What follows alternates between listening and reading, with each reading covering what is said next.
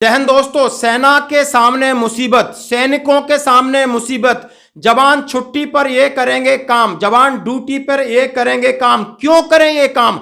आखिर सेना के सीनियर अधिकारी चुप क्यों? सरकार से करें सवाल, नहीं सेना का होगा नुकसान। ये एक मेजर जनरल साहब ने लेख लिखा है। उन्होंने कहा है कि जवानों को आज मैं कसम याद दिलाता हूं। उन्होंने सीधा कहा है, जरा सुनिए कसम। मैं कानून द्वारा स्थापित भारत के संविधान के प्रति सच्ची आस्था और निष्ठा रखूंगा और कर्तव्य के तहत ईमानदारी और निष्ठा से भारत संघ की नियमित सेना में सेवा करूंगा और भूमि, समुद्र या वायु द्वारा जहां भी आदेश दिया जाएगा वहां जाऊंगा। और यह मैं भारत संघ के अध्यक्ष के सभी आज्ञाओं और मेरे ऊपर नियुक्त किसी भी अधिकारी की आज्ञाओं का पालन करूंगा, यहां तक कि अपनी जान जोखिम में डालकर भी। हाँ जी दोस्तों, बड़ा सवाल है और बड़ा वीडियो, आपको मेरे साथ रहना होगा कसम से। और यह सेना का अस्तित्व का सवाल है, देश का सवाल है। आखिर क्यों लिखा है एक मेजर जनरल साहब, एसजी बॉम्बकेरे साहब ने लिखा है कि यह क्या हो रहा है, कौन इसका जवाब देगा, क्यों सब चुप है, कौन बोलेगा? उन्होंने बोला मैं बोल रहा हूं, मैं लिख रहा हूं, मैं सलाह दे रहा हूं कि यह है सैनिकों की कसम। और सैनिकों का काम है कि जो राष्ट्रपति सुप्रीम कमांडर है उसके जो द्वारा दिशा निर्देश है उनका पालन करना। अपने सीनियर अधिकारी जो आदेश देगा, हवा में हो, पानी में हो, कहीं भी जाना हो, जान जोखिम में डालकर मातृभूमि की रक्षा करना हमारा काम है। यह काम नहीं है कि मैं छुट्टी पे जाकर के सरकार की नीतियों का प्रचार प्रसार करूं और ड्यूटी पर रहकर मैं किसी सेल्फी पॉइंट पर सरकार की नीतियों के झंडे चढ़ाऊं ताकि सरकार को राजनीतिक फायदा हो और फला आदमी प्रधानमंत्री बने, मुख्यमंत्री बने। कतई नहीं। और इसके ऊपर क्या क्या लताड़ लगाई है, जरा पूरा सुनिए। भारत की सशस्त्र सेनाएं कहां हैं? डिफॉल्ट या डिजाइन द्वारा उनका राजनीतिकरण। किस तरीके से राजनीतिकरण किया जा रहा है? राजनीतिक उद्देश्यों के लिए सैनिक, स्वयं सेवक और सेल्फी पॉइंट पहले ऐसे उपाय हैं जो सशस्त्र बलों को राजनीतिकरण करते हैं। सरकार सेना अधिनियम और सेना नियमों से अनभिज्ञ नहीं हो सकती जो राजनीतिक गतियों पर रोक लगाते हैं। यानी सेना को पता होना चाहिए कि हमारी ड्यूटी क्या है। राजनेता इसको किसी न किसी तरीके से इसका इस्तेमाल कर रहे हैं। उन्होंने कहा है कि सक्रिय सेवा में शामिल होने से पहले एक भारतीय सैनिक सेना के सभी रैंक को, जवान से जनरल तक, नौसेना, वायु, सभी इस प्रकार की शपथ लेते हैं जो कि हमने आपको सुनाया। उन्होंने कहा है सेवारत सैनिक किसी, उसके पास एक सैन्य कानून और दूसरे कानून होते हैं।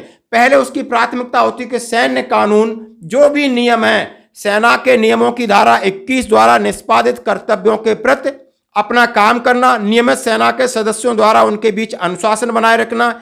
विशेष रूप से सेना नियम 20 राजनीतिक और गैर सैनिक गतिविधियों पर प्रतिबंध लगाता है। यानी सेना नियम 20 और 21 में हम किसी भी राजनीतिक गतिविधियों में शामिल नहीं हो सकते।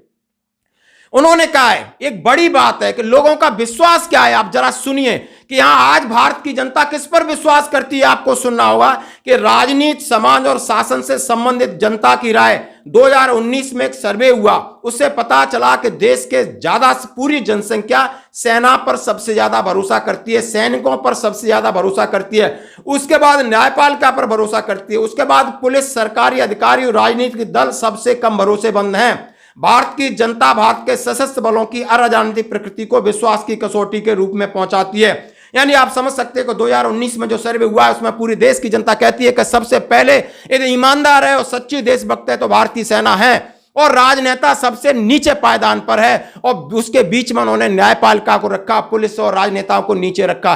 फिर आपको समझ में नहीं आ रही है कि देश की जनता क्या चाहती है? सेना को का राजनीतिकरण होगा, सेना राजनीति करेगी तो सेना की विश्वसनीयता पर प्रश्न चिन्ह लगेगा, लोग उस पर भरोसा करना कम कर देंगे, बाकी पुलिस की तरह हो जाएगी सेना। इसके ऊपर उन्होंने आगाह किया है।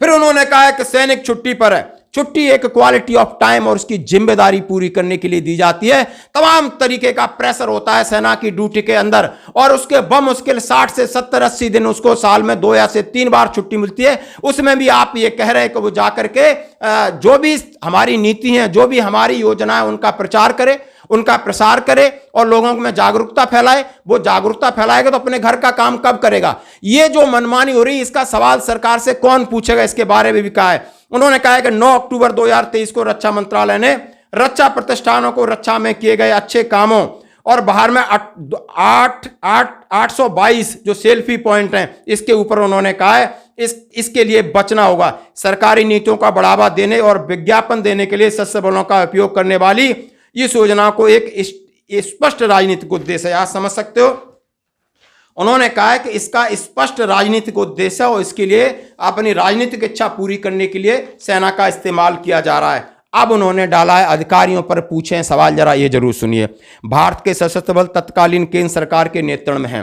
हालांकि सरकार को सरकारी योजनाओं को बढ़ावा देने के लिए स्वयं सेवा किसी उद्देश्य के लिए सेल्फी पॉइंट स्थापित करने जैसे निर्देश जारी करने से पहले सेवा प्रमुखों, सीडीएस साहब या जनरलों से बात करनी चाहिए थी, परामर्श करना चाहिए, क्योंकि वे प्रभाव डालते हैं। सैनिक और सेवा, यह भी पता चलेगा कि सरकार ने 4 सितारा शीर्ष अधिकारियों से सलाह ली है या नहीं ली है। क्या उन्होंने सरकार को सलाह दी है या नहीं दी है? इससे पहले उन्होंने कहा है कि सैन्य शीर्ष अधिकारियों का कर्तव्य है कि वे राजनीतिक नेतृत्व को ऐसे आदेश पारित न करने के लिए मनाएं जो प्रकृति और इरादे में राजनीतिक हैं। कितनी बात कही है।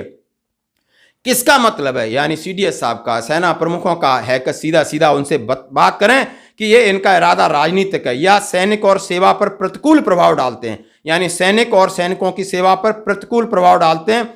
इस तरह राष्ट्रीय सुरक्षा पर प्रतिकूल प्रभाव पड़ता है। सर्वोत्तम समय में कहना जितना आसान है, करना उतना ही आसान है, लेकिन वर्तमान व्यवस्था में कहीं और कठिन है। उन्होंने सारी बातें डाली, यानी सबके ऊपर प्रश्न चिन्ह लगाया है कि आखिर इनसे सवाल कौन पूछेगा, आखिर आप ऐसा क्यों कर रहे हो। यानी सब चीज कवर कर दी कि हमारी कसम किस बात की हम खाते हैं। और उन्होंने कहा है कि देश की जनता हमारे ऊपर भरोसा करती है और इस भरोसे के नाम पर राजनीतिक इस्तेमाल करके ये लोग राजनीतिक रोटियां सेक रहे हैं। इससे सेना का मनोबल कम होगा, सेना कमजोर होगी और साथ में जवानों के साथ एक पूछ लगा दी कि आप छुट्टी में भी जाकर के काम करोगे, ड्यूटी में इस तरह काम करोगे। क्या उनका प्रोफेशनल काम कौन करेगा? इनके बेटा करेंगे, जाकर के राजनीतिकों के बेटा करेंगे, बच्चे करेंगे। ये तमाम ऐसी चीजें आज बिल्कुल विचारनी है, समझनी है। आज नहीं रोका तो कल इसका इस्तेमाल और बढ़ता जाएगा। आपकी क्या राय है? धन्यवाद दोस्तों।